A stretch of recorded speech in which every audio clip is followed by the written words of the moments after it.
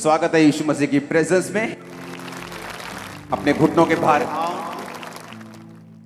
Hallelujah. अपने पड़ोसी से बोलो, स्वर्ग जाना अच्छी बात है, पर अकेले जाना बुरी बात है। हालेलुया। कि स्वर्ग तो हम जा रहे हैं जीसस क्राइस्ट को मानकर, बपतिस्मा लेकर, लेकिन क्या अपने फैमिली मेंबर्स के साथ जा रहे हैं कि नहीं? क्या लोगों को साथ लेकर जा रहे हैं कि नहीं? क्या लोगों को साथ बचाकर जा रहे हैं कि नहीं, कि अकेले जा रहे हैं हम? तो आज जो वचन आपको मिलेगा, मैं आपको बता सकता हूं, आप अपनी फैमिली मेंबर को बचा हुआ देखेंगे, अपने लोगों को बचा हुआ देखेंगे। प्रेरितों के काम 1 उसकी 8, परंतु जब पवित्र आत्मा तुम पर आएगा तब तुम सामर्थ पाओगे और यरूशलेम और यहूदिया और सामरिया और पृथ्वी की छोर तक मेरे गवाह होंगे। सबसे पहले परमेश्वर जो रूहें बचाने के लिए बोलता है वो यरूशलेम है। यरूशलेम है आपका घर,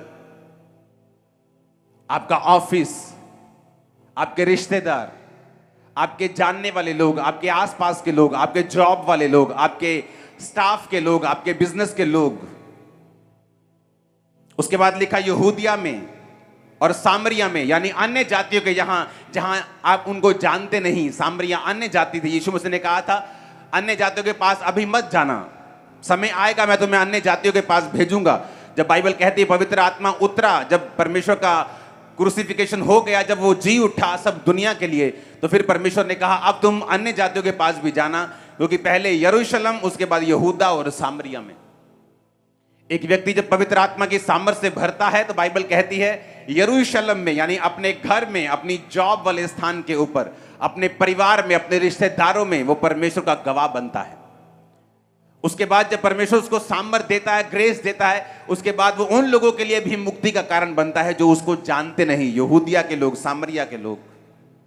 फिर तीसरे तरह का मसा है कि पृथ्वी की छोर तक तो मेरे गवाह होंगे। ये उन लोगों के लिए है जो बुलाए गए हैं एक पास्टर के रूप में, एक अपोस्टल के रूप में, एक दास के रूप में, जो पूरी दुनिया में परमेश्वर के नाम का प्रचार कर रहे हैं। तो आज जब हम वचनों को सुनेंगे, ये बात समझेंगे कि परमेश्वर ने क्यों ये लिखा है कि तुम धरती की छोर तक, पहले यरूशलेम में, फिर यहूदिया और सामरिया में, और उसके बाद धरती की छोर तक तुम मेरे गवाह होगे। अपने हाथों को उठाओ, बोलो जितना वचन आज मैं सुनूं, जितनी गवाहियां मैं सुनूं, मैं 100 गुना फलों को लेके आऊं। उठाओ अपने हाथों को, ऊंची आवाज में बात करो।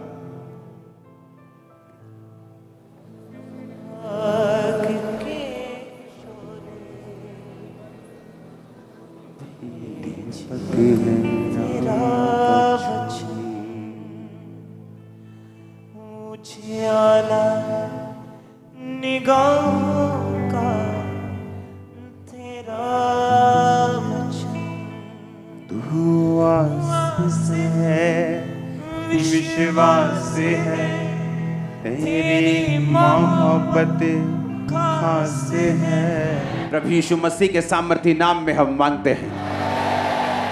इसलिए मैंने कहा था जब आपको ये मालूम हो जाए कि मुझे चर्च में फिजिकली प्रेजेंट रहना है, क्योंकि ये नॉर्मल संडे थर्सडे नहीं है कि आप लोग अनगैली कर दें। आपको जब मालूम होता है कि ग्रेस चर्च में अवेलेबल है, अगर ग्रेस है तो मुझे भी आलसी नहीं होना। अगर जीसस के बारे में मालूम है कि मेरे घर के बाहर से निकलना है, तो मैं कल तैयार नहीं हो सकता। आज निकलना है तो मुझे आज छूना पड़ेगा, अगर मैं रोगी हूं तो।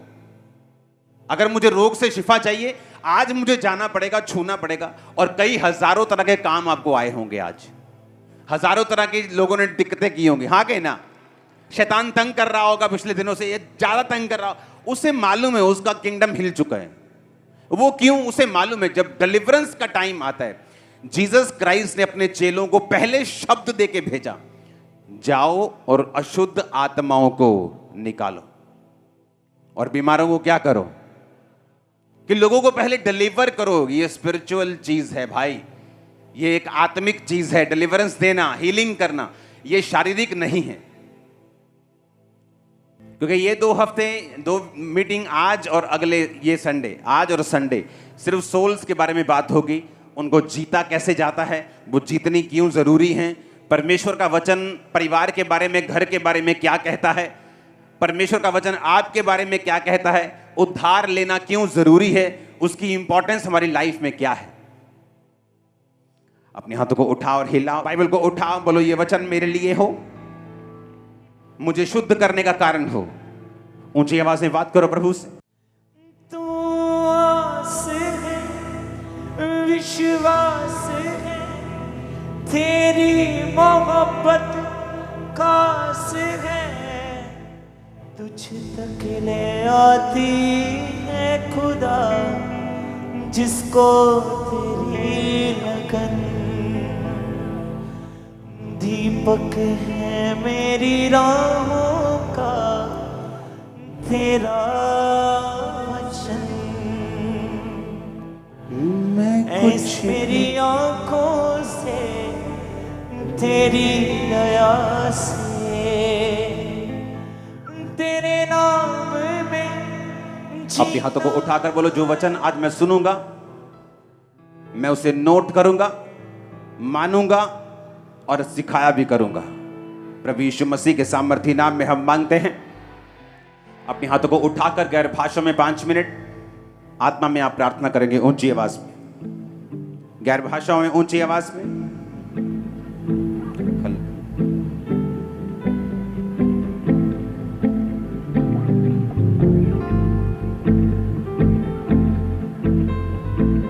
प्रभु यीशु मसीह के सामर्थी नाम में हम मांगते हैं। आज जब आप ये वचन को सुन रहे होंगे, मेरा बिलीव है कि आप बचने की, सेव होने की ग्रेस खुद भी हासिल कर रहे होंगे और आपका परिवार भी हासिल कर रहा होगा। मरकुस 5 उसकी 19, यूहन्ना 1 उसकी 41, प्रेरितों के काम 16 उसकी 30 से 34 आयत।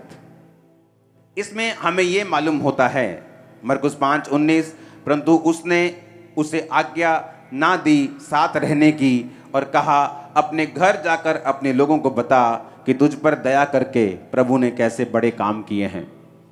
यीशु मसीह ने उस पागल व्यक्ति को जब उसने हीलिंग को हासिल किया और उसने कहा कि मैं तेरे साथ आना चाहता हूं, तो यीशु मसीह ने कहा नहीं, तू मेरे साथ नहीं आ सकता, अब जाकर अपने घर को बता कि परमेश्वर ने तेरे लिए बड़े बड़े कार्य कैसे किए हैं।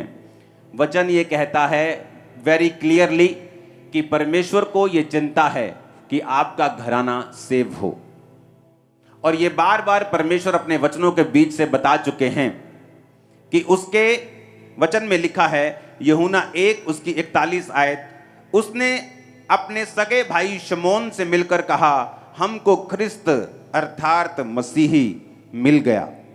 प्रेरितों के काम 16 उसकी 30 से 34, उसने उन्हें बाहर लाकर कहा हे सज्जनों, उद्धार पाने के लिए मैं क्या करूं। ये वही जेलर था जब पौलुस और सिलास का भूकंप के साथ जेल टूट गई थी, परमेश्वर ने उन्हें आजाद कर दिया था, तो जेलर डर गया था। तो उसने कहा मैं उद्धार पाने के लिए क्या करूं। उन्होंने कहा प्रभु यीशु मसीह पर विश्वास कर तो तू और तेरा घराना उद्धार को पाएंगे। उन्होंने उसको और सारे घर के लोगों को प्रभु का वचन सुनाया। रात को उसी घड़ी उसने उन्हें ले जाकर उनके पांव धोए और उसने अपने सब लोग समेत तुरंत बपतिस्मा लिया। पौलुस ने कहा तू बच, तेरा घराना जो है वो बचाया जाएगा। ऐसा क्या है घराने में कि परमेश्वर आपके घराने में इंटरेस्टेड रहता है। वचन में लिखा है कि जब परमेश्वर ने एक चेले को बचाया तो उसने सगे भाई पतरस को जाके बोला कि हमको मसीह जो है वो मिल गया, आ तू भी चल उस मसीह के पास जो हमको मिला है। और प्रभु यीशु मसीह ने उस पागल व्यक्ति से बात की और कहा कि तू अब चंगा हो चुका, तू मेरे साथ नहीं, मैं तुझे रहना चाहता कि तू मेरे साथ रहे, लेकिन तेरी कॉलिंग है कि तू अपने घर जाए और अपने लोगों को बताए कि परमेश्वर ने तेरे लिए कैसे बड़े बड़े काम किए। परमेश्वर ये इंटरेस्टेड है कि आपका घराना बचाया जाए। ये बिब्लिकल है, ये वर्ड में से है। बाइबल कहती है कि जो कोई परमेश्वर प्रभु यीशु मसीह को ग्रहण करेगा, बपतिस्मा लेगा, यकीन करेगा कि वो आया, मारा गया मेरे गुनाहों की खातिर, वो गाड़ा गया और तीसरे दिन मुर्दों में से जी उठा, तो बाइबल कहती वो उद्धार को पाएगा। कुरनेलियस जो अच्छे अच्छे काम करता था, लेकिन फिर भी परमेश्वर ने कहा जा और पतरस को बुलाकर वचन सुन ताकि तू और तेरा घराना उद्धार पाए। आपके अच्छे काम आपको उद्धार नहीं दे सकते, आपके अच्छे काम आपको बचा नहीं सकते जब तक आपने प्रभु यीशु मसीह को ग्रहण नहीं किया। इसलिए कुरनेलियस को दूत ने कहा, जा और पतरस को सुन, बुलाकर वचन को सुन और बपतिस्मा ले, तू और तेरा घराना फिर उद्धार पाएंगे। और जेलर को भी उन्होंने यही कहा कि तू अगर प्रभु यीशु मसीह पर विश्वास करेगा और बपतिस्मा लेगा, तू और तेरा घराना उद्धार पाएंगे। परमेश्वर ने जक्कई को भी यही कहा था कि तू और तेरा घराना उद्धार पाएंगे। क्यों परमेश्वर आपके घराने में इंटरेस्टेड है? क्योंकि बाइबल कहती है परमेश्वर ये चाहता है कि आप बचाए जाएं, लेकिन आपके साथ साथ आपका घराना भी बचाया जाए। सबसे पहले हम ये जानेंगे कि क्यों साल्वेशन जो है वो जरूरी है। परमेश्वर ने कहा मत्ती 28 उसकी 18 से 20 आयत में, जीसस ने कहा कि स्वर्ग और पृथ्वी का सारा अधिकार मुझे दिया गया है, तुम जाओ और सब जातियों के लोगों को चेला बनाओ, उन्हें पिता पुत्र पवित्र आत्मा के नाम से बपतिस्मा दो और सब बातें जो मैंने तुम्हें आज्ञा दी है मानना सिखाओ, और देखो जगत के अंत तक मैं तुम्हारे साथ हूं। परमेश्वर ने कहा जाओ और लोगों को बचाओ, चेलों को कहा जाओ और लोगों को बचाओ, और साथ में मिरेकल्स पावर उन्हें दी हीलिंग करने की, डिलीवरेंस करने की, कि जाओ और लोगों को बताओ कि स्वर्ग का राज्य निकट आ चुका है। क्यों साल्वेशन पर इतना परमेश्वर ने जोर दिया? लोगों को मन फिराने के लिए क्यों बोला? सोच को बदलने के लिए क्यों बोला? क्योंकि बाइबल कहती है आपके अच्छे कर्म आपको स्वर्ग नहीं लेके जा सकते, क्योंकि स्वर्ग जाने का एक मात्र द्वार है प्रभु यीशु मसीह। जो कोई उस द्वार से नहीं है वो स्वर्ग नहीं जा सकता। यीशु मसीह ने खुद कहा मार्ग जीवन और सच्चाई मैं हूं। अब जब हमें साल्वेशन की मतलब समझ आता है कि परमेश्वर ये चाहता है कि हम सेव हों, हम बचें, हम अपने पापों से मन फिराकर तौबा करके स्वर्ग राज्य के वारिस हों, फिर वो ये भी चाहता है कि हमारा घराना भी बचाया जाए।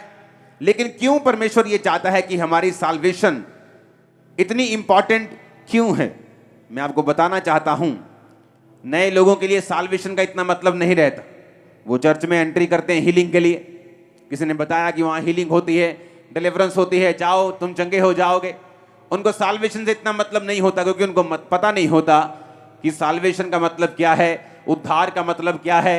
मुझे प्रभु यीशु मसीह को ग्रहण करना है, मुझे पवित्र आत्मा पाना है, मुझे बपतिस्मा लेना है। मैंने तो पुराने टाइम में ये लिया हुआ है, मैंने तो फलाने जगह पे ये किया हुआ था, तो मैं बपतिस्मा कैसे ले सकता हूं? लेकिन बाइबल कहती है कि मसीह में सब नई सृष्टि है, पुरानी बातें बीत गई। जब आपका जो मकसद यूनिवर्सिटी जाना है, जब स्कूल टीचर से आपका जितना मर्जी प्यार हो, जब पास आउट हो जाते हैं तो आपको स्कूल छोड़ना पड़ता है। अगर आप पुरानी जिंदगी छोड़ेंगे नहीं, आप उद्धार नहीं पा सकते। अगर आप दो जगह पांव रखेंगे, आप उद्धार नहीं पा सकते। क्यों उद्धार पे परमेश्वर ने इतना जोर दिया? और उसी उद्धार को देने के लिए परमेश्वर ने अपने चेलों को पावर दी कि जाओ और उनके मुर्दों को जिलाओ, जाओ और उनके लंगड़ों को चंगा करो, उनके कोड़ियों को शुद्ध करो, जाओ उनके दुष्ट आत्मा को निकालो। और ये सारी मिरेकलस पावर और साइंस एंड वंडर्स परमेश्वर ने इसलिए दिए ताकि वो ये विश्वास कर सके कि प्रभु यीशु मसीह हमारा उद्धार करता है और उसे ग्रहण कर सके और परमेश्वर के पीछे चल सके।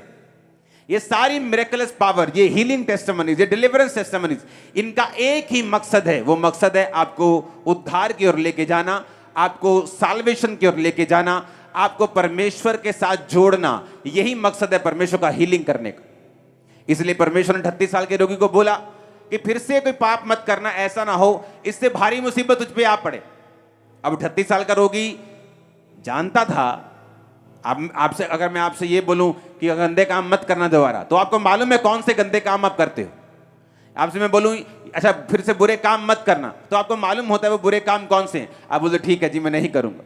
तो उस व्यक्ति को मालूम था कि वो पाप करता है, उद्धार से दूर है। इसलिए प्रभु यीशु मसीह ने जब कहा फिर से पाप मत करना, ऐसा ना हो इससे भारी मुसीबत उस पर आ पड़े, तो वो जानता था कि वो पाप, वो गुनाह कौन से हैं। क्योंकि यीशु मसीह ने उसको हील किया था ताकि वो पाप से अब दूर रहे, सेव रहे, साल्वेशन में और उद्धार में बना रहे।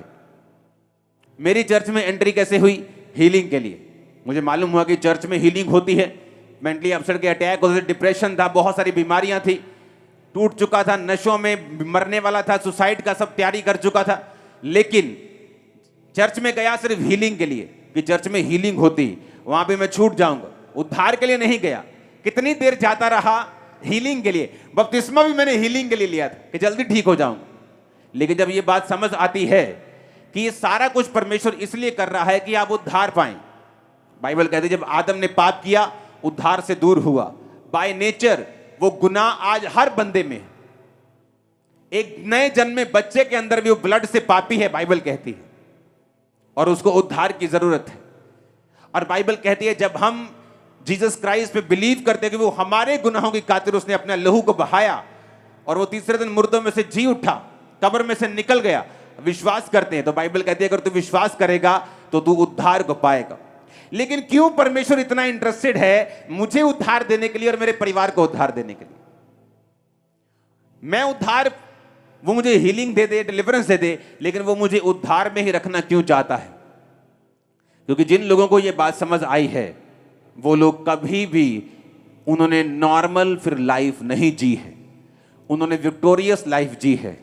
जो आपके ड्रीम लाइफ है, आप बोलते हो फलाना हीरो ड्रीम लाइफ जी रहा है, अगर आप उनके घरों में जाकर देखेंगे तो बदतर हालत है। वो ड्रीम लाइफ नहीं है, वो सिर्फ रियल लाइफ है, रियल लाइफ नहीं है।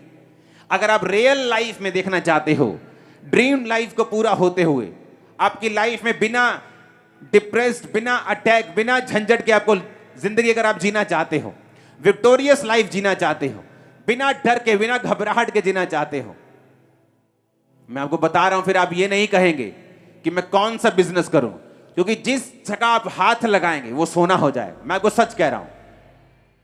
अब हमारी प्रॉब्लम ये नहीं है कि हम मतलब कोई नया काम नहीं कर सकते। अब दिक्कत यह है कि काम जो मर्जी करें वो सफल होगा, लेकिन टाइम नहीं, इंटरेस्ट नहीं। वो कोई भी फील्ड हो, मुझे मालूम है अगर मैं उस फील्ड में जाऊंगा मैं कामयाब होऊंगा।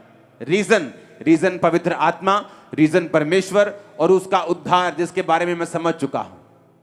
अब आपको समझना है कि उद्धार क्यों जरूरी है। पाप से दूर रहना, बपतिस्मा लेना, परमेश्वर में बने रहना, भवन से लगे रहना, भवन में रोपे रहकर उसमें बढ़ते रहना क्यों जरूरी है? उद्धार में बने रहना क्यों जरूरी है? क्यों वचन में लिखा अपने अपने उद्धार के बारे में काम करते रहो, यह क्यों जरूरी है? भजन संहिता 51 उसकी 7 से 13 में लिखा, दाऊद कहता है जब वो पाप में गिर गया, जूफा से मुझे शुद्ध कर तो मैं पवित्र हो जाऊंगा, मुझे धो तो मैं बर्फ से भी अधिक सफेद बनूंगा। मुझे हर्ष और आनंद की बातें सुना, जिससे जो हड्डियां तूने तोड़ डाली हैं वो मगन हो जाएं। अपना मुख मेरे पापों की ओर से फेर ले, मेरे सारे अधर्म के कामों को मिटा डाल। हे परमेश्वर, मेरे अंदर शुद्ध मन उत्पन्न कर, मेरे भीतर स्थिर आत्मा नए सिरे से उत्पन्न कर। मुझे अपने सामने से निकाल ना दे और अपने पवित्र आत्मा को मुझसे अलग ना कर। अपने किए हुए उद्धार का हर्ष मुझे फिर से दे और उदार आत्मा देकर मुझे संभाल। तब मैं अपराधियों को तेरा मार्ग सिखाऊंगा और पापी तेरी ओर फिरेंगे। दाऊद ये बात अच्छी तरह से जानता था। आप जानते हैं आज क्यों कुछ फैमिलीज आपके घराने में ऐसी हैं, कुछ लोग ऐसे हैं जो बचाए नहीं गए? रीजन क्या है? आप जानते हैं जो लोग अपने विश्वासी घराने के सामने, अविश्वासी घराने के सामने, अनसेफ जो बचे नहीं, वो एक यंग लड़का हो सकता है, शराब पीने वाला, व्यभिचार में गिरा हुआ, संसार में खोया हुआ, गानों में खोया हुआ, गलत कामों में खोया हुआ, मौज मस्ती में खोया हुआ। आप जानते हैं क्यों ये बच्चे बचाए नहीं जाते? क्यों फैमिलियों में साल्वेशन नहीं आती? उसका रीजन ये है कि एक विश्वासी ना तो खुद उद्धार की कीमत को समझता है, ना तो उसमें बना रहता है, और तीसरा ना ही उनकी जिंदगी अपने घर वालों के सामने ऐसी है कि वो उस जिंदगी से प्रभावित हो सके। अगर आप अपनी फैमिली को बचाना चाहते हैं, पहली बात आपको उनके सामने एक धर्मी जीवन जीना पड़ता है। आपको खुद उद्धार में जीना पड़ता है। अगर आप चाहते हैं आपका बेटा, आपकी बेटी, बाप, मां, भाई, बहन, रिश्तेदार बचाए जाएं, तो आपको लिव राइट, आपको उनके सामने जिंदगी सही तरह से परमेश्वर में बने रह के, पवित्रताई में, पवित्र सामर्थ में, अनॉइंटिंग में, प्रेयर में, फास्टिंग में जुड़े रह के खुदावंद के साथ आपको जीनी पड़ती है अगर आप चाहते हो वो बचाए जाए। लेकिन इस पॉइंट से पहले मैं आता हूं उद्धार क्यों इंपॉर्टेंट है, और जिनको उद्धार का समझ आया वो लोगों ने क्या किया इस दुनिया में। यह बात समझ आ गई कि परमेश्वर ने कहा कि अन्य जातियां इसी वस्तु की खोज में रहती हैं। अच्छा घर लेना है, बेटे को कनाडा भेजना है, लड़की की अच्छी शादी करनी है, अच्छे कपड़े डालने हैं, बड़ा घर लेना है, गाड़ी। परमेश्वर ने कहा अन्य जातियां इन्हीं वस्तुओं की खोज में रहती हैं, पर तुम्हारा स्वर्ग पिता जानता है तुम्हें इन वस्तुओं की जरूरत है। अन्य जाति उन्हीं चीजों की खोज में रहती हैं, दुखों के साथ चलती हैं, दुख मिले हुए उनकी सेवका, उनकी बरकत में भी 100 में से 2 कामयाब 4 कामयाब होते हैं, उसके साथ भी दुख मिले होते हैं। परमेश्वर ने कहा तेरा पिता जानता है तुझे इन वस्तुओं की जरूरत है। तो कहता है पहले उसके धर्म और राज्य की खोज कर, तो ये सारी वस्तुएं तुझे पीछे पड़ के मिल जाएंगी। अब सुनो, दाऊद कौन था? दाऊद एक भेड़ों और बकरियों को चराने वाला, एक घर का सबसे रिजेक्टेड पर्सन था। जब शमूएल मसा करने के लिए उसके भाइयों को आया, एक जन को आया जैसे परमेश्वर ने कहा था राजा होने के लिए मसा करना, तो वचन समझाता है कि दाऊद इतना रिजेक्टेड था, इतना भूला हुआ जन था। जैसे कि फैमिली में होता है ना, चाचा भूला हुआ होता है, चाचे को कोई याद ही नहीं करता। वो सारी फैमिली बताए चाचा है ही नहीं है। वो चाचा इतना लल्लू किस्म का है, इतना इफेक्टलेस है, इतना कमजोर किस्म का, उसको याद ही नहीं करते चाचा को। या चाचा ऐसा है कि कोई रिजेक्शन का आत्मा उसकी लाइफ में काम करते हैं। दाऊद इतना रिजेक्टेड था कि उसकी फैमिली इतना बड़ा फंक्शन हो जाए, क्योंकि अगर पुराने नियम में, आज तो आप विजिट करते हो, पुराने नियम में ऐसा कोई रिवाज नहीं था। तो अगर नबी किसी के घर गया है, असली वाला नबी, वो आजकल वाला नहीं, असली वाला, तो लोग टांगे कांपती थी। उन्हें मालूम था या तो जीवन लेके आया या मौत लेके आया, या तो सजा का हुक्म लेके आया या एक बड़ी बरकत। तो लोग उनसे डरते थे हमेशा, और लोग पूछते थे क्या तू मित्र भाव से आया या कैसे आया। तो लोग घबरा जाते थे उनको देख के कि क्यों आया, कि परमेश्वर का नबी है, कोई मैसेज लेके आया तो पता नहीं क्या होने वाला है हमारे साथ। तो जब उनके घर में इतना बड़ा फंक्शन हुआ कि शमूएल नबी, उस जमाने का ऐसा नबी कि जिसकी बात धरती पे नहीं गिरती थी, वो आया, तो लोग दाऊद को भूल गए। इसका मतलब इतना भूला हुआ जन था। लेकिन वचन कहता है दाऊद भेड़ बकरियों को चराने के समय भी अपने उद्धार में बना रहा, और जब वो भेड़ बकरियों को चराता था तब भी वो पाप में नहीं गिरा और अपने उद्धार में वो बना रहा। होता क्या है जब आप उद्धार में बने रहते हैं? इसलिए परमेश्वर ने कहा जो सर्वशक्तिमान परम प्रधान के छाए हुए स्थान में बैठा रहे, वो सर्वशक्तिमान की छाया में ठिकाना पाएगा। छाए हुए स्थान में बैठे रहने का मतलब है अपनी साल्वेशन में बने रहना, अपने उद्धार में बने रहना। यशब का मतलब है बैठे रहने का मतलब है कि जो कुर्सी परमेश्वर ने तुम्हें दी है एक विश्वासी की, कि तुम एक विश्वासी हो चुके हो, अब तुम्हारी घर में कोई ऐसा फंक्शन है जहां पर परमेश्वर की आराधना नहीं की जाएगी, बल्कि परमेश्वर को दूर रखा जाएगा। अगर तुम विश्वासी हो तो अपनी कुर्सी छोड़कर तुम उस फंक्शन को अटेंड करने के लिए नहीं जाओगे। तुम ऐसी जगहों पे नहीं जाओगे जो वहां परमेश्वर की आराधना नहीं होती। तुम वहां पर नहीं जाओगे चाहे घूमने के लिए भी हो। क्यों? क्योंकि तुम परम प्रधान के छाए हुए स्थान में भी बैठे रहना चाहते हो, उद्धार में ही बने रहना चाहते हो। जिसको समझ आई कि उद्धार जरूरी क्यों है, वो इन बातों को पूरा करता है। अब होता क्या है, जब दाऊद अपने उद्धार में बना रहा तो क्या हुआ? उद्धार में बने रहने के कारण, क्योंकि जब उद्धार में आप चलते हैं, हो सकता है आपकी लाइफ में कोई बदलाव ना आए। पहले 2 साल, 4 साल, 5 साल आप वही जॉब करते रहें, आप वही काम करते रहें, वही पैसे में चलते रहें, वही नॉर्मल लाइफ बिताते रहें। लेकिन बाइबल ये कहती है जो अपने घर चट्टान पर बनाते हैं, चट्टान पर घर बनने में समय तो लग सकता है, लेकिन जब घर बन के तैयार हो जाएगा लोग वाह वाह बोलने जरूर आएंगे। अब जब दाऊद का आत्मिक घर बन रहा था और वो उद्धार में बना हुआ है, तो बाइबल कहती है समय आता जब परमेश्वर आपको पे चेक देता है, आपको तनख्वाह देता है। कुछ कंपनी आपको 1 साल बाद तनख्वाह देती है, एनुअल इनकम देती है। तो दाऊद की कई बार परमेश्वर जो इनकम देता है ना उद्धार में बने रहने की, वो कई बार लेट आती है, इकट्ठी आती है। पर जब इकट्ठी आती है तो मजा भी बड़ा आता है कि लाखों रुपए आ गया एकदम से, कहाँ हजार आना था। तो दाऊद को इकट्ठी मिलती है पे चेक। क्या? शमूएल आके उसको मसा कर जाता है। अब वो फिर उद्धार में बना हुआ है। अभी सिर्फ मसा किया उसको, हुआ कुछ नहीं। जब मसा किया फिर उद्धार में बना रहा, परमेश्वर के साथ जुड़ा रहा। एक दिन क्या होता है, उल्टा शाऊल उसके मगर लग जाता है, मारने की कोशिश करता है, भागना पड़ता है, लेकिन उद्धार से बाहर नहीं आया। तो क्या हुआ? राजा बन गया, सिर्फ यहूदा के गोत्र का। फिर बना रहा इजराइल के पूरे 12 गोत्रों का। उद्धार में बना रहा, 66 लड़ाइयां लड़ी, 66 जीती। इकोनॉमी डाउन होने की बजाय अब चली गई। आज एक यूक्रेन की लड़ाई हो रही है रशिया के साथ। कहीं कनक महंगी हो चुकी है, कहीं खाना महंगा हो चुका है, कहीं तेल महंगा हो चुका है, कहीं पेट्रोलियम महंगा हो चुका है, फ्लाइट्स महंगी हो चुकी, सब कुछ गड़बड़, पूरी दुनिया में इफेक्ट हुआ उसका। दाऊद जिस देश में रहता था 66 लड़ाइयां लड़के भी वो पूरा स्ट्रांग था। क्यों? दाऊद को उद्धार का मतलब मालूम था। उसको मालूम था मैं जहां जा रहा हूं मुझे सफलता मिल रही है, जिस लड़ाई में जा रहा हूं परमेश्वर मुझे गाइड कर रहा है, वो मुझसे बात कर रहा है। क्योंकि अगर आप उद्धार में हैं तो परमेश्वर आपको गाइड करता है, उसका आत्मा आपसे बात करता है। अगर आप परमेश्वर के ज्यादा करीब हैं वो आपसे बोल के बात करता है। आप विश्वासी टाइप हैं, आप अच्छे विश्वासी हैं, कई बार वो दिल में डालता है, तो आपको ये मालूम होना चाहिए कि जरूरी नहीं परमेश्वर आपसे बोल से बात करे। ओके, जो खास सेवकाई के लिए बुलाए गए हैं कई बार उनसे परमेश्वर बोल के बात करता है, वो दिल में डालता है। तो दाऊद उद्धार में बना रहा, धीरे धीरे राजा बना, 12 गोत्रों का राजा बना, 66 लड़ाइयां लड़ी, जीती, और बाइबल कहती है अपने सारे एनिमीज के ऊपर उसने कब्जा कर लिया। कोई भी दाऊद के ऊपर कब्जा नहीं कर पाया।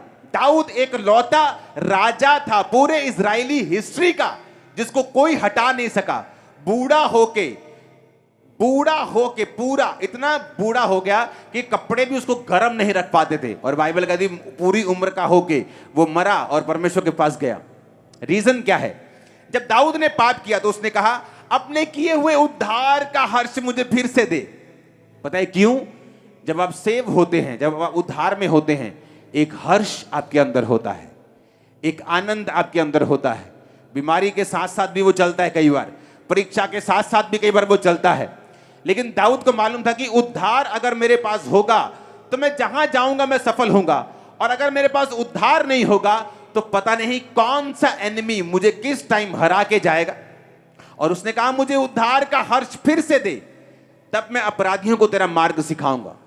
आज कौन से लोग हैं जिनके अंदर रूहें नहीं बचती, जो खुद अपने उद्धार में बंधे नहीं रहते, जो आज पाप में हैं, कल तौबा कर ली, परसों फिर अपनी ऑफिस की लड़की के साथ फंस गए, फिर तौबा कर ली, फिर उसके साथ फंस गए, फिर तौबा कर ली, फिर ठीक हो गए, फिर ठीक हो गए, फिर खत्म हो गए, जो खुद नहीं बचे। तो दाऊद ने कहा तू मुझे बचा खुदावंद, फिर से वही उद्धार का हर्ष मुझे फिर से दे, मुझे सेव कर। इतना बड़ा आदमी। और बाइबल कहती है दाऊद बीमार हो चुका था उस पाप के बाद। उसने कहा परमेश्वर ताकि जो हड्डियां तूने तोड़ दी वो मगन हो जाएं, क्योंकि वो हड्डियां के टूटने का रीजन यही था कि दाऊद पाप में था। उसे मालूम था कि मैं हीलिंग ना मांगूं, मैं बरकत ना मांगूं, मैं उद्धार मांगूं, मैं साल्वेशन मांगूं। जैसे ही उस साल्वेशन आएगी, उद्धार आएगा, तो परमेश्वर मेरे अंदर प्रवेश करेगा। पवित्र आत्मा मुझसे अलग नहीं होगा, क्योंकि जैसे आप पाप में होते हैं पवित्र आत्मा आपसे अलग हो जाता है। वरदान काम करते हैं, गैर भाषा उसी तरह काम करेगी, हीलिंग काम कर सकती है, प्रोफेटिक वर्ड काम कर सकता है, लेकिन उस बंदे को मालूम होता है कि परमेश्वर मेरे साथ नहीं है। दाऊद को मालूम था पवित्र आत्मा मुझसे निकल चुका है। उसने कहा परमेश्वर मेरे अंदर शुद्ध मन उत्पन्न कर, मेरे भीतर स्थिर आत्मा। पहले वो स्थिर था, 66 लड़ाइयां लड़ी, जीती, एनिमीज के ऊपर कब्जा किया, कोई राजद्रोह की गोष्ठी नहीं, उसके खिलाफ कोई साजिश काम नहीं कर सकी, गद्दी से उठा नहीं सकी, हिला नहीं सकी। उसको मालूम था उसका रीजन है कि मैं उद्धार में हूं, मैं पाप में नहीं हूं, मैं परमेश्वर के साथ बना हुआ हूं। उसे मालूम था कि मेरे भीतर स्थिर आत्मा दे मुझे, मैं फिर से स्थिर रहना चाहता हूं अपने मन में, अपने डिसीजंस में। उसे मालूम था मैं स्थिर रहूंगा, लाइफ में हर जगह जहां मैं जाऊंगा मैं कामयाब होऊंगा। मैं आपको बता सकता हूं, मैं आपको दावा कर सकता हूं, अगर आप लोगों ने उद्धार में बने रहे, इसको मेंटेन करके रखा, आप प्रेयर नहीं करेंगे कि मैं इस काम में कामयाब हो जाऊं, आप कामयाब होंगे 101%। आपका बिजनेस हो, आपकी जॉब हो, आपका काम हो, कुछ भी हो, परमेश्वर आपको बरकत देगा। रीजन, अगर आपने उद्धार में बने रहने का फैसला कर लिया है। दाऊद ने फैसला कर लिया, इसलिए बाइबल कहती है उसने उद्धार मांगा। उसने कहा प्रभु तू मुझे उद्धार दे, पवित्र आत्मा को अलग ना कर, ताकि जो हड्डियां टूट गई वो मगर हो जाएं, तब मैं अपराधियों को तरह मार। दाऊद को मालूम था साल्वेशन की वैल्यू का। आप क्रिश्चियन घराने में जन्मे जरूरी नहीं आप सेव हो। अगर आपने यीशु मसीह को अपना पर्सनल सेवियर, अपना उद्धारकर्ता अगर ग्रहण नहीं किया, बपतिस्मा नहीं लिया तो। और दाऊद को मालूम था ये आशीष मांगनी, हीलिंग मांगनी, जीत मांगनी सब व्यर्थ है अगर मेरी लाइफ में उद्धार नहीं है। तो उसने उद्धार मांगा, उसने कहा प्रभु मुझे सेव कर, अपना आत्मा मुझे फिर से दे। उसे मालूम था अगर आत्मा आ गया तो कामयाबी मेरे पास होगी। क्या कहता है वचन इब्रानिया 8 से 11 आयत। विश्वास ही से अब्राहम जब बुलाया गया तो आज्ञा मानकर ऐसी जगह निकल गया जो मिरास में लेने वाला था और ना जानता था कि मैं किधर जाता हूं, तो भी निकल गया। विश्वास ही से उसने प्रतिज्ञा किए हुए देश में, पराये देश में परदेशी के समान रहकर इसहाक याकूब समेत जो उसके साथ प्रतिज्ञा के वारिस से तंबुओं में वास किया, क्योंकि वह उस स्थिर नींव वाले नगर की बाट जोता था जिसका रचने वाला और बनाने वाला परमेश्वर है। कौन से स्थिर नींव वाला नगर? हेवनली यरूशलेम। बाइबल कहती है वो यरूशलेम की बाट जोता था, वो स्वर्ग जाने की तैयारी कर रहा था। आप जानते हैं जिस दिन स्वर्गदूत ने कहा अब्राहम तेरे बेटा होगा, स्वर्गदूत ने कहा मैं जो 100 साल का होने वाला हूं क्या पुत्र उत्पन्न करूंगा? मेरी पत्नी जो बूढ़ी हो चुकी है 90 साल की, क्या वो संतान पैदा करेगी? इस्माइल तेरी दृष्टि में खुदाबंद बना रहे यही बहुत है। इस्माइल जो 86 साल की उम्र में उसके हुआ था, उसने कहा वही बहुत है। अब्राहम को यह बिलीव हो चुका था कि अब उसके संतान नहीं होगी। इतने सालों के बाद भी खुदा ने बोला था कि जा और तेरा वंश बालू के समान होगा, रेत के किणकों के समान। उसके वायदे पूरे नहीं हो रहे थे, तब भी बाइबल कहती उसका ध्यान स्वर्गीय यरूशलेम की ओर था। वो ये विश्वास कर चुका था कि अब मेरे बेटा नहीं होगा, कोई बात नहीं, लेकिन मैं अपनी साल्वेशन को खत्म थोड़ी कर सकता हूं। अपनी हीलिंग के चक्कर में मैं स्वर्ग मिस थोड़ी कर सकता हूं। मुझे परमेश्वर ने अगर फाइनेंशियल बरकत नहीं दी तो क्या मैं स्वर्ग मिस कर दूं? क्या शराब पीने चले जाऊं? क्या पाप करने चले जाऊं? बाइबल कहती है जिन्होंने इस तरह से उद्धार को संभाला है कि दुनिया की बरकत उनके लिए मायने नहीं रखती, उन्होंने इतनी बरकत पाई है कि बाइबल कहती है वो गवाह होते हैं। दाऊद देख लो, अनलिमिटेड बरकत। अब्राहम देख लो, राजा लोग उससे जेलसी करते थे, राजा लोग उसकी लाइफ में बो के जाते थे, उसके बेटे से राजाएं गवर्नमेंट जेलसी करते थे। इतना वो बरकत, इतनी उनकी सामर्थ्य, इतनी प्रॉपर्टी थी। रीजन, उनको सेव होने का मतलब समझ आ चुका था। वो साल्वेशन के मतलब को समझते थे, उसमें बने रहने के कारण को भी समझते थे।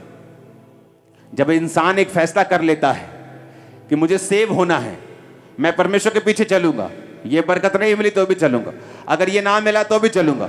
अगर आपने अपना मन साल्वेशन के ऊपर लगा लिया तो मैं आपको बता रहा हूं, मैं वो कह नहीं पा रहा हूं, मेरे मन में वो वचन है, आप एक तरह ऐसा चुंबक बन जाते हैं, आप जिस चीज को टच करेंगे ना वो हीरा बन जाएगा। मैं सच कह रहा हूं, मैं आपको सच कह रहा हूं। रीजन, आपके अंदर स्पिरिट होनी चाहिए, आत्मा होना चाहिए, पवित्र आत्मा। वो होता है इस उद्धार से। अब आपको यह समझ आ गई कि उद्धार क्यों जरूरी है, क्योंकि मेरी लाइफ का हर एक पहलू, हर कोना उद्धार पर निर्भर करता है। कुछ मूर्ख लोग मैंने देखे खुद पाप करी जाएंगे, चर्च में आके प्रेयर रिक्वेस्ट पे प्रेयर रिक्वेस्ट दे जाएंगे, मेरा ये काम नहीं हो रहा, मेरा ये काम नहीं हो रहा, मेरा ये काम नहीं हो रहा, मेरा ये काम नहीं हो रहा। कैसे होगा काम? बाइबल कहती है सारी बरकतें परमेश्वर ने कहा था मेरे धर्म और राज्य की खोज के साथ जुड़ी हुई है, कि जब तुम धर्म और राज्य की खोज करोगे, जब तुम मेरे पीछे चलोगे, उद्धार पाओगे, बपतिस्मा लोगे, एक धर्मी जीवन जियोगे, तो यीशु मसीह ने खुद कहा है कि ये सारी वस्तुएं तुम्हें पीछे पड़ के मिलेंगी। पीछे पड़ के मतलब तुम्हारे पीछे लग जाएंगे। ऊंची आवाज में हालेलुया बोलो। दाऊद और अब्राहम अपने साल्वेशन और अपने आत्मिक जिंदगी के लिए इतने कंसर्न थे, इतने चिंतित थे कि दाऊद जब बीमार था उसे हीलिंग की परवाह नहीं थी। उसे यही था कि जो गलती हो गई, मैं उद्धार से दूर हो गया हूं, मैं वापस आ जाऊं। अब्राहम को अपनी चंगाई की परवाह नहीं थी कि अगर बेटा नहीं हुआ तो वायदे कहां गए, लोग क्या कहेंगे, जिस घराने से मैं निकला हूं अन्य जातियों से वो क्या कहेंगे कि खुदा ने वायदा पूरा नहीं किया। उसे कोई परवाह नहीं थी, लोग क्या कहेंगे, हीलिंग होगी कि नहीं, बच्चा होगा कि नहीं। कहता मैं स्वर्गीय यरूशलेम की बाट जोता हूं। आज रियल में अगर आप क्रिश्चियनिटी विजिट करेंगे, उन लोगों के पास बरकत नहीं है जिन्होंने बड़ी बड़ी गवाहियां ली हैं, या वो खुदा में बहुत बड़ी तरह से नहीं चले, लेकिन अगर उस हीलिंग वाले ने उद्धार को भी सीरियसली लिया है तो उनकी बरकतें देखना कितनी है, उस सेवकाई की बरकतें देखना कितनी है। जिन्होंने साल्वेशन को सीरियसली लेकर परमेश्वर को फॉलो किया है। हालेलुया। अब मैंने उद्धार पा लिया, इसकी वैल्यू को समझ गए कि मेरी लाइफ में हर जगह उद्धार काम करता है, ये एक मास्टर की है। मेरे बिजनेस में, मेरी जॉब में, मेरी मैरिड लाइफ में, हर जगह ये काम करेगी अगर मैं इसमें बना रहूंगा तो मास्टर की समझ आ गई। अब परमेश्वर क्या चाहता है? कहता अगर तू बचेगा तेरा घराना क्या पाएगा? उद्धार पाएगा। कई बार जब आप उद्धार पाते हैं, आपका घराना अगर उद्धार में नहीं है तो भी आपकी फैमिली पूरी तरह से पीस में और शांति में नहीं रह पाती। सबसे पहले मुझे यह समझ आ गया कि मैं उद्धार क्यों पाऊं। अब यह समझ आ गया कि परमेश्वर ने कहा था कि तेरा परिवार जरूरी है, इसलिए उसने कहा अपने घर जाकर लोगों को बता। इसलिए पतरस का भाई जब पतरस जाके कहता कि हमें ख्रिस्त मिल गया, जेलर कहता मैं आप उद्धार पाने के लिए क्या करूं? बपतिस्मा ले, तू और तेरा घराना उद्धार पाएंगे। जक्कई को बोला तू और तेरा घराना। घराने में परमेश्वर इंटरेस्टेड है क्योंकि आपकी बरकत, आपकी शांति आपके घराने, आपकी फैमिली के साथ जुड़ी हुई है। आपका दोस्त आपसे बदतमीजी करे, आप उसे चेंज कर सकते हो, फैमिली चेंज नहीं कर सकते। उसी घर में सोना है जाके। पति चेंज नहीं कर, पत्नी चेंज नहीं कर सकते, बच्चे चेंज नहीं कर सकते, माता पिता चेंज नहीं कर सकते, भाई बहन चेंज नहीं कर। तो परमेश्वर इंटरेस्टेड है आपकी फैमिली भी बचाई जाए। तो जो अगर आप अपनी फैमिली को सेव होते देखना चाहते हैं, कितने लोग आप में से हैं जिनका कोई ना कोई फैमिली मेंबर अभी सेव होने के लिए रहता है? हाथ खड़ा करो। ये देखो, ये वचन आप लोगों के लिए खुदा ने भेजा, सच कह रहा हूं कि नहीं? देखो सबके हाथ खड़े, कोई ना कोई फैमिली मेंबर है। अब बचाना कैसे, उनको सेव कैसे करना है? क्योंकि पहले हमें बेस समझने की जरूरत है। वो क्या है कि मैं क्यों सेव हूं, मुझे उद्धार की जरूरत क्या? अगर चर्च में हीलिंग हो रही है तो मैं हीलिंग चाहिए, मैं हीलिंग लेके जाता हूं। बरकत मिल रही है, डिलीवरेंस मिल रही है, मैं लेके जाता हूं। लेकिन बाइबल कहती है बरकत मिल जाएगी अगर हीलिंग वरदान है, तुम हीलिंग लेके चले जाओगे, बड़ी बड़ी हीलिंग हो जाएंगी, लेकिन उसको मेंटेन कैसे करोगे, बना के कैसे रखोगे? जीसस ने कहा हीलिंग तो हो गई तेरी 38 साल के रोगी को, लेकिन तू बना के कैसे रखेगा हीलिंग को? अगर तू फिर से पाप नहीं करेगा तो हीलिंग में बना रहेगा। तो उद्धार जरूरी है, हीलिंग से पहले भी, हीलिंग के बाद में भी, इस जीवन में भी, ऊपर भी। ये आपको पीछा नहीं छोड़ेगा। अब जब ये समझ आ गई कि उद्धार क्यों इंपॉर्टेंट है, वो मेरी हीलिंग, मेरी डिलीवरेंस, वो हर जगह काम करता है, मुझे कामयाब करता है, सिर बनाता है, परमेश्वर के हर वायदे को एक्टिवेट करता है। वचन में जितने वायदे, प्रोमिसेस हैं, उद्धार उसका एंट्री पॉइंट है। अगर उद्धार में हम नहीं हैं, वो कोई वायदा हमारे लिए नहीं है। जीसस ने पावर क्यों दी? उद्धार देने के लिए। हीलिंग गिफ्ट क्यों दिया? उद्धार देने के लिए। परमेश्वर ने प्रेरित क्यों ठहराए? पास्टर्स, इवेंजलिस्ट, प्रॉफिट्स क्यों ठहराए? ताकि कलीसिया उन्नति पाए, उद्धार में बनी रहे। पौलुस ने क्यों कहा अपने अपने उद्धार के बारे में काम करते रहो, फाइट करते रहो? क्योंकि उद्धार जरूरी है। ये तो समझ आ गया। अब परमेश्वर इंटरेस्टेड क्यों है तुम्हारा घराना उद्धार पाए? क्योंकि तुम अपने घराने को चेंज नहीं कर सकते, वो तो उसी घर में है। मां को चेंज नहीं कर, दोस्त को चेंज कर दोगे, मां को चेंज नहीं कर सकते, बाप को चेंज नहीं कर सकते। उसी घर में जाके सोना है। अगर तुम अच्छी तरह से नहीं चलोगे, कच्चा पक्का चलोगे, गुनगुना चलोगे, गर्म नहीं होगे, तो उसी फैमिली में लोग होंगे जो बचाए नहीं गए होंगे। तुम्हारा आनंद जो है वो पूरा नहीं होगा, कंप्लीट नहीं होगा, तुम्हारा जॉय अधूरा रहेगा। तो बचाऊं कैसे फैमिली को? क्योंकि बहुत से लोग उद्धार पाने के बाद ऐसी गलतियां करते हैं कि वो खुद तो बच जाते हैं लेकिन फैमिली बच नहीं पाती। क्योंकि फैमिली को बचाने के लिए आपको कुछ ऐसे पॉइंट्स नोटिस करने पड़ेंगे जो आपकी फैमिली को सेव होने में आपकी मदद करें। और मेरी बात पे यकीन रखना, जब आपकी फैमिली पूरी सेव होती है, आपका घर का माहौल स्वर्ग के जैसा होता। मैं आपको सच कह रहा हूं। हालेलुया। आप एक ग्रोथ के बारे में बातें करते हैं, बढ़ने के बारे में बात करते हैं, इंप्रूवमेंट के बारे में बात करते हैं, आगे बढ़ने के बारे में बात करते हैं। जब आपकी पूरी फैमिली सेव होती है तो गलती कैसे करते हैं? जब मैं मसीह में आया 2004 में, तो देखो गलती कहां भी होती है। तो एक व्यक्ति ने मेरी मदर से बात की कि आपको, एक विडो है, उनको आपको राशन आप दे सकते हैं महीने में। तो एक तरह की जैसे किसी पे जबरदस्ती थोपना होता है, तो वो थोप दिया उस पे। तो मुझे हर महीने बोलते थे कि अपनी मम्मी से बोलना कि इतने पैसे इतने महीने की इतनी तारीख में वो दे दिया करें। तो मेरी मम्मी तो 3 महीने में ही, जब मैंने बपतिस्मा लिया तो वो बैक स्लाइड हो गई थी। घर में लड़ाई, पापा लड़ रहे हैं, बिजनेस बिजनेस बिजनेस। तो जब एक बंदा सेव ही नहीं है तो उससे पैसे क्या करने हमने। लेकिन कई बार जब अगुवाई करने वाला लालची होता है तो तब भी प्रजा मुश्किल में होती है। तो मैंने जाके बोलना, वो बुला रहे हैं, पैसे मांग रहे हैं, आपको आपने वायदा किया था आपको देने, ਤੁਹਾਡੀ ਹੁਣ ਲੱਤ टूट जानी, देखो पैसे टाइम नहीं देते, ਤੁਹਾਡੀ बांह टूट जानी, प्रभु ने तेनों सजा। ऐसी बातें घर में होने लगी और क्या हुआ कि परमेश्वर के करीब आने की बजाय वो और दूर चले गए। और जब मैं मसीह में ग्रो हुआ, बढ़ा, तो परमेश्वर ने मुझे फैमिलीज को और लोगों को जीतना सिखाया। कई बार जब हम अच्छी संगतियों में नहीं होते, बहुत प्रॉब्लम्स होती हमारे परिवारों में, कई तरह के रफड़े झगड़े चक्कर ड्रामेबाजियां, बहुत कुछ।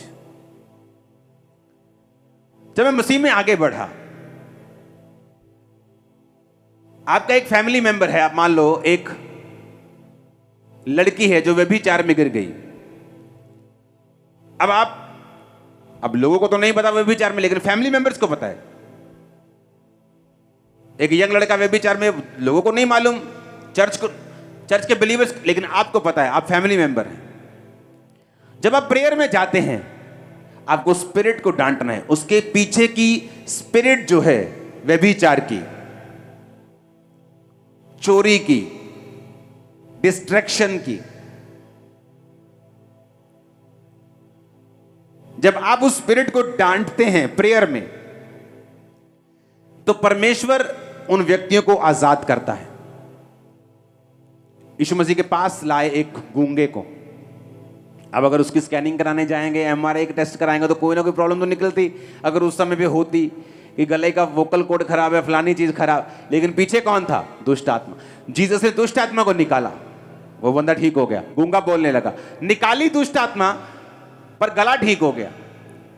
जब आप एक अनसेव्ड व्यक्ति को अपने परिवार में देख रहे हैं, आपका बेटा है, बेटी है, मां है, बाप है, नशे में, उस स्पिरिट को देखो, कौन सी स्पिरिट इसकी लाइफ में काम कर रही। और जब आप प्रेयर में बैठेंगे, उस स्पिरिट पे हमला करो। आप क्या करते हो? आप देखते हो कि आपका बेटा नशा करके, आप रोते हो, हाय तू नशा करके आया, आप रोते हो। प्रभु बोले, प्रभु कुछ कर, प्रभु कुछ कर, मेरे बेटे कुछ। एक पास्टर प्रेयर कर रहा था और खुदा ने बात करनी शुरू कर दी, और एक बंदर आ गया बीच में, और बंदर की स्पिरिट डिस्टर्ब करने लगी, करने लगी। उसको यीशु की आवाज सुननी बंद हो गई। वो गुस्सा करने लगा अंदर से कि जीसस क्राइस्ट, आप मुझसे बात कर रहे हैं, दुष्ट आत्मा तंग कर रही, आप डांटते क्यों नहीं दुष्ट आत्मा को? भगाओ इससे। जब यीशु ने कुछ नहीं किया तो गुस्से में आके बोला, ए दुष्ट आत्मा भाग जा। वो दुष्ट आत्मा चली गई। जीसस से बात हुई, उसने कहा, जीसस आपने दूर क्यों नहीं किया? जीसस ने कहा, तुझे दूर करना है, मुझे नहीं। पावर तुझे दी गई है। देखो मैं सांपों और बिच्छुओं को रौंदने का और शत्रु की सारी सामर्थ पर किसे अधिकार देता हूं? खंबरे के बाहर आवाज जानी चाहिए, बोले मुझे। किसको अधिकार दिया है? पिछले थर्सडे मैंने बताया था, डिजर्नमेंट, परख का आत्मा। आप जब बैठेंगे, आपको मालूम होता है इस लड़की के अंदर डर का आत्मा है, इसके अंदर कंफ्यूजन का आत्मा है, इसके अंदर कमजोरी का आत्मा है। बिना चीज कमजोरी, यानी कि काम बहुत कर लिया, कमजोरी, दुष्ट आत्मा है उस कमजोरी का। डिस्ट्रैक्शन, नशा, व्यभिचार, दुष्ट आत्मा है। आप जब उनको देखते हैं, आप प्रेयर में बैठेंगे और आत्मिक आंखों से देखेंगे, वो तब खुली होंगी जब आपने सिलेंडर चोरी नहीं किए होंगे, बिजली चोरी नहीं की होगी, जब दिन में 10 चोरियां की हो, 10 चुगलियां की हो, तो आत्मा दिखाएगा क्या? आंखें तो बंद रहेंगी। आंखें बंद रहेंगी जब दारू पी के लड़का घर आएगा, देखेगा कुछ नहीं, आत्मा में रोती तुम भी रहोगी, और चर्च के पास्टर को भी साथ में तुम रुलाती रहोगी, पास्टर जी इसके लिए प्रेयर करो, 10 साल हो गए, इसमें कुछ हो नहीं रहा है। तो जब मैं उद्धार में हूं और प्रेयर में बैठा हूं, तो मुझे समझ आ रही है कि इस लड़के के पीछे एक ये वाली दुष्ट आत्मा है, इसके पीछे जादू उटोना है, इसके पीछे ये स्पिरिट है। तो जब मैं प्रेयर में बैठूंगा, उस स्पिरिट को ब्रेक करूंगा, इसके अंदर से खुदाबंद यीशु के नाम में जादू टोना, ये नशे की स्पिरिट, ये गंदी आत्मा इस बेटी से, इस भाई से आउट हो, आउट हो, आउट। जब आप प्रेयर माउंटेन की प्रेयर अटेंड करेंगे, उस प्रेयर में आप चलेंगे। अपने बेटे की, अपनी बेटी की, अपने भाई की, माँ की, बाप की, अपने रिश्तेदारों की आप स्पिरिट को चेक करेंगे और डांटेंगे उन स्पिरिट्स को, उनको छोड़ के जाएं। जब तक स्पिरिचुअल चीजों की वैल्यू हमारी निगाहों में नहीं बढ़ती, तब तक हम बरकत नहीं पाएंगे और सेव नहीं होंगी फैमिलीज। किसी के घर में कोई मर जाए, रोते लोग, रोते कि नहीं रोते? बताओ भाई, रोते कि नहीं? लेकिन किसी के घर में कोई आत्मिक मौत हो जाए तो लोग रोते नहीं। क्या आत्मिक मौत ज्यादा रोने योग्य है कि शारीरिक मौत? शरीर में मरे तो ऊपर स्वर्ग, आत्मा में मरे तो नीचे भी नरक और ऊपर भी नरक। तो कौन सी मौत ज्यादा रोने योग्य है? आत्मा की। क्या तुम रोए कभी? क्या कभी रो के प्रेयर की अपने बेटे के लिए जो बचा नहीं, अपने परिवार के लिए? क्योंकि हमने तैयारी नहीं की है उनके बचने की।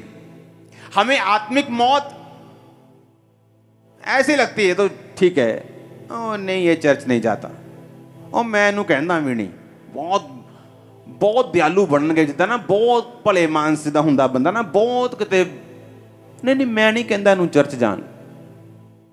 तुम उसे धक्का दे रहे हो नरक की ओर। नीचे भी लाइफ नरक कर बैठेगा वो, और ऊपर भी नरक कर बैठेगा। जब लाइफ में, आंखों में, निगाहों में स्पिरिचुअल मौत का दर्द ही नहीं है तो तुम रोगे नहीं जब प्रेयर में बैठोगे। जब प्रेयर में बैठोगे और अगर आत्मिक मौत का दर्द होगा कि यह बंदा आत्मिक मरा हुआ है, ये फैमिली मेंबर, आप रो के प्रेयर करोगे, प्रभु इसे जी उठा, इसे छू, स्पिरिट को डांटोगे और उसके लिए प्रेयर करोगे। कितने मेरी बातों को समझ रहे हैं? आप उनके लिए, उनके सामने राइट रीति के साथ जियोगे। आप उनसे हमेशा प्रेम करोगे। आप उनके सामने हमेशा पेशेंस रखोगे। आपने 10 बार प्रीच किया, 11वीं बार वो फिर वही गलती करे, आप उन पे भड़क नहीं सकते कि तूने सुनता नहीं, मैं कितनी बार समझाया तू, आ काम नहीं करना, यीशु मसीह मान। नो, आप नहीं कर सकते। साल्वेशन जबरदस्ती की नहीं है। आप एक मां होने के नाते उस पर मां का फर्ज अदा कर सकते हो कि आप उसको जबरदस्ती बोल दो कि आज तुझे चर्च चलना है, वो अलग बात है। लेकिन एक अनसेव्ड लॉस्ट सोल को हमेशा बचाने के लिए आपको यह बार बार उन्हें बताना पड़ेगा कि परमेश्वर की योजना तेरी लाइफ के लिए अच्छी है। परमेश्वर तुझसे प्यार करता है। परमेश्वर तुझसे इतना प्यार करता है कि वो तेरी लाइफ को ब्लेस्ड करना चाहता है, तुझे खुश देखना चाहता है। परमेश्वर तेरे लिए भला सोचता है, उसकी योजनाएं तेरे लिए भली हैं। आप उसे 1 दिन नहीं, 2 दिन नहीं, 2 साल नहीं, 10 साल नहीं, 20 साल भी यही बात बताओगे, जब तक वो बचता नहीं। आप अगर पेशेंस खो दोगे, धीरज खो दोगे, वो नहीं बचेगा। आप गुस्सा करोगे, वो नहीं बचेगा। ये गलती मैंने मसीह के पहले साल में की, जब थ्रेटन करके मैं चाहता कि इनको मसीह में लेके आया जाए। ऐसा नहीं होता, क्योंकि जिस ग्रुप में आप रहते हैं उसी के जैसी बातें आप बोलने लगते हैं। लेकिन बाद में जब मसीह में मैं ग्रो हुआ, समझ आया कि मसीह प्रेम है, गॉड इज लव, तो मुझे लव के बारे में प्रीच करना है और राइट लिव करना है। मैंने को बताया, जब मैंने अपनी माता को मैंने अपने सभी फैमिली मेंबर्स को बपतिस्मा दिया अपने भाई को छोड़ के, क्योंकि उसने मेरे साथ लिया था। एक भी जन को मैंने प्रीच नहीं किया बैठकर, उन्होंने मेरी जिंदगी को देखा और मसीह को ग्रहण किया। और जब पहले मैं लड़ के प्रीच कर रहा था, वो मसीह से दूर हो रहे थे। क्योंकि अगर आप सही तरह से जिएंगे नहीं, राइट कैरेक्टर के साथ उनके सामने सब कुछ नहीं लेके आएंगे, आपके फैमिली मेंबर्स नहीं बचेंगे। आप दुनिया बचा सकते हो, फैमिली मेंबर्स नहीं, क्योंकि दुनिया आपके गिफ्ट से बच जाती है, आपके कैरेक्टर से उनको लेना देना नहीं। कैरेक्टर आपको मेंटेन रखता है, बचा के रखता है, बना के रखता है। लेकिन फैमिली कैरेक्टर देखती है, करीबी लोग कैरेक्टर देखते हैं। हालेलुया, ऊंची आवाज में हालेलुया बोलो। तो फैमिली मेंबर्स को बचाना है तो स्पिरिट को रिकॉग्नाइज करना है, कौन सी उनकी लाइफ में काम करती है, उसको डांटना है। वो आलस की स्पिरिट है, डर की स्पिरिट है, कमजोरी की स्पिरिट है, अशुद्धता की स्पिरिट है, वो कौन सी स्पिरिट है, आप उसको स्पिरिट को पहचान कर उसको डांटना है। उनके सामने सही रहना है, उनसे प्यार करना है, उनके सामने धीरज रखना है, और अपने, अगर आप पत्नी हैं, एक अच्छी पत्नी बने। आपके घर के बर्तन गंदे हों सारी रात और आप बोले मैं प्रार्थना करने बैठ गई थी और घर की सफाई ना हो, और आपका पति बचा हुआ नहीं है, तो वो आप खुद एक रुकावट है अपने पति को सेव करने में। आप बोले मैं तो सेवक हूं, मैं तो पास्टर हूं, और आपकी पत्नी भूखी और बच्चे स्कूल जाने से बैठे हों, आप एक अच्छे पास्टर नहीं हैं। कृपया करके सेवकाई छोड़ दें, क्योंकि जीसस ने कहा जो अपना घर नहीं संभाल सकता वो सेवा नहीं कर सकता।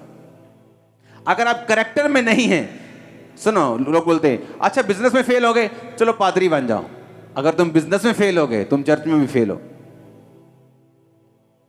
तुम्हें पहले कोई चेला ताश नहीं खेल रहा था जब जीसस ने बुलाया, कोई नाव पर जाल धो रहा था, सब काम कर रहे थे। कोई चाहे बड़े लेवल का काम कर रहा था, कोई छोटे लेवल का काम कर रहा, लेकिन सब काम कर रहे थे, कोई वेला नहीं था। अपने आप को वेले रहने से बचाओ, अपना एक नमूना बनाओ, अपनी फैमिली में एक नमूना पेश करो, अपने आप को एक कांटेक्ट पॉइंट की तरह रखो कि जीसस का आप कांटेक्ट पॉइंट है, जिसके जरिए से परमेश्वर ने साल्वेशन देनी है। अगर उसको आप करप्ट करेंगे, खराब करेंगे, तो आप यीशु मसीह की योजना के ऊपर एक रुकावट डालेंगे। कितने इन बातों को समझ रहे हैं?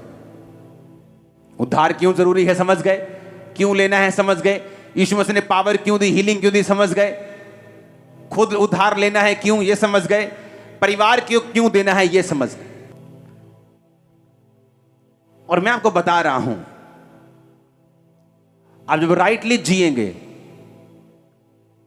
सही रीति के साथ जिएंगे, आपका बेटा आपको चोरी के पैसे लाके देता है, आप एक विश्वासी मां है, किस हाथ से, किस मुंह से उस पैसे को पकड़ती हैं और किस हाथ से उसका आटा, दाल और चावल खाते हैं आप सेव नहीं है। आपको सिखाना है, चाहे कुछ दिन भूखे रहो, कुछ दिन दुखी रहो, क्योंकि राइट स्पिरिट में रह के हमें परमेश्वर में बढ़ना है, ताकि हम सेव हों और हमारे परिवार बचाए जाएं। हालेलुया। आप जब राइट जिएंगे, आप देखना ग्रेस काम करेगी। एक पास्टर अपनी चर्च में प्रीच करता था, प्रीच कर करके थक गया, लोग नहीं सुधरे। कहता मैं इतना फ्रस्ट्रेट हो गया अपनी सेवकाई से, मैं दूर जाके प्रेयर करने लगा।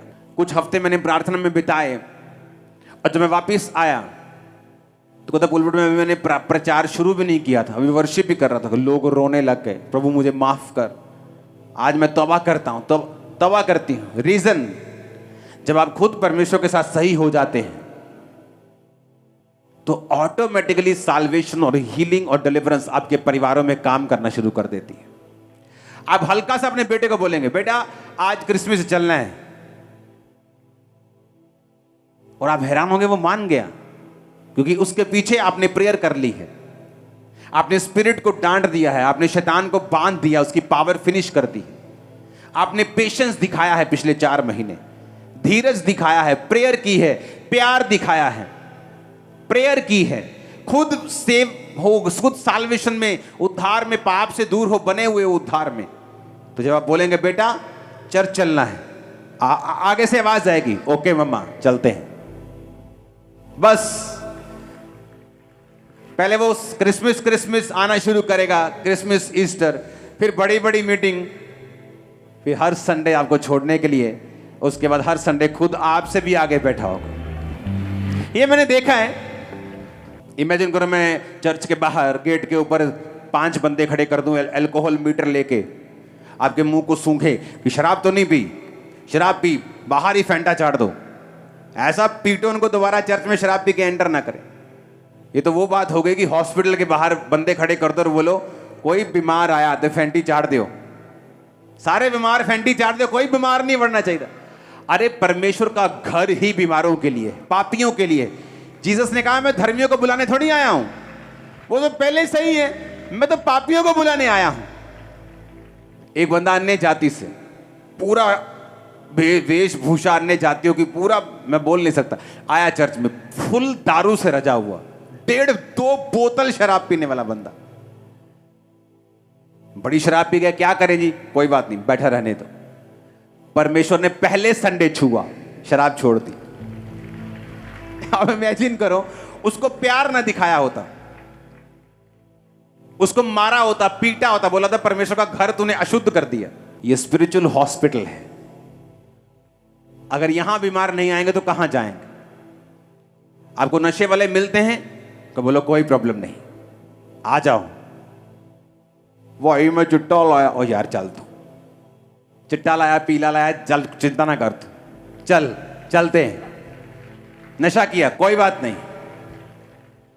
नशा करके अपने घर जाते हो ना, वो भी खुदा का घर है, आ जाओ, कोई बात नहीं।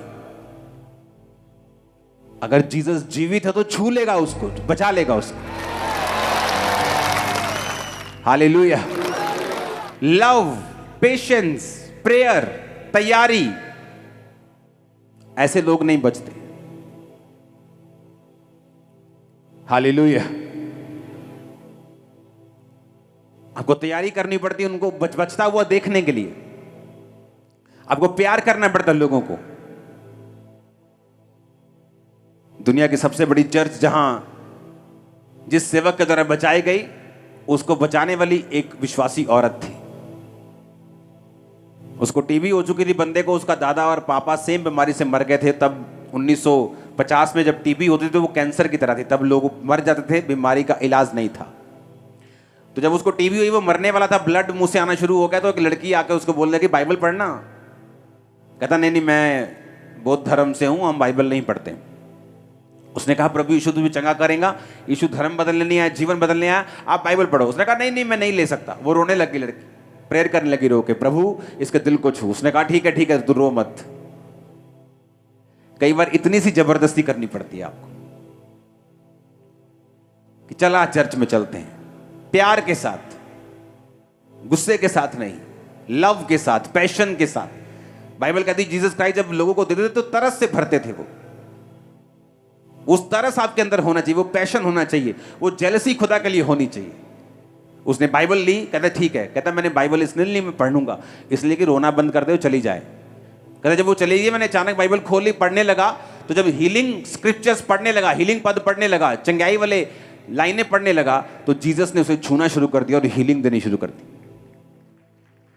और वहां से पैदा हुई दुनिया की सबसे बड़ी चर्च साउथ कोरिया। आज वो सेवक खुदा के पास है, पूरे बुढ़ापे में होकर खुदा के पास चला गया।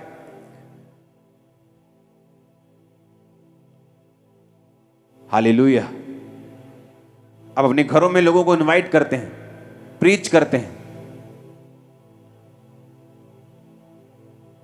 तो ऐसा भी होता है कि आपके घर के बाहर एक नॉन बिलीवर आया और आपकी मीटिंग से घर के बाहर सिगरेट पी रहा हो और आप उस पर गुस्सा करते रहे, तो तेनों नहीं पता तू चर्च आया है। आप उससे प्रेम करेंगे, वो खुद सिगरेट को लात मार देगा एक दिन, मैं आपको बता रहा हूं। जीसस ने पाप से नफरत की है, पापी से नफरत नहीं की। हमें पाप से नफरत करनी है, हमें गंदगी से नफरत करनी है, आदमी से नफरत नहीं करनी। इसीलिए क्रिश्चियनिटी, जो आज 400 करोड़ लोग इसे दुनिया के हर कोने में अगर आप देखोगे भीड़ें लगी भी परमेश्वर के पीछे, रीजन वो प्यार करने वाला परमेश्वर है। जो नया व्यक्ति आपके पास आया, अगर वो घर के बाहर जाकर वो चैनी खैनी लगा रहा है तो उसे डांटो मत, डोंट वरी। एक दिन वही होगा जो प्रीच करने वाला भी हो सकता है।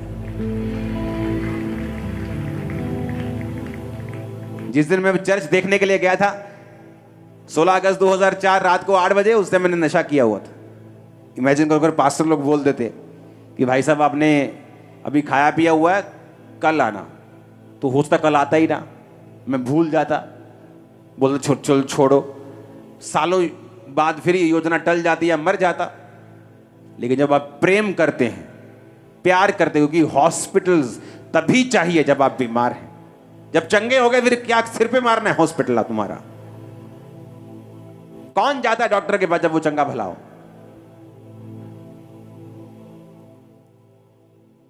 आज के बाद ये ग्रेस आपके सिर पे होगी रूहों को बचाने की।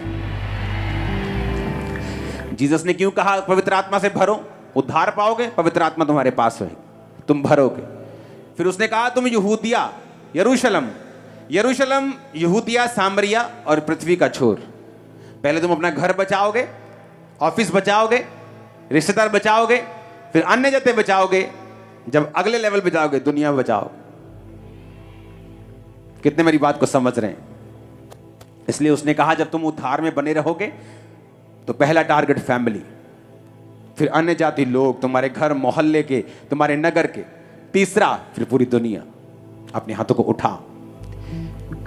हमारे YouTube चैनल को सब्सक्राइब करें ताकि आप परमेश्वर के गहरे वेदों को जान सकें कि कैसे आप परमेश्वर में बढ़ सकते हैं, कैसे आप दुष्ट आत्माओं से, नशों से, बीमारियों से और वंशों के श्रापों से आजाद हो सकते हैं।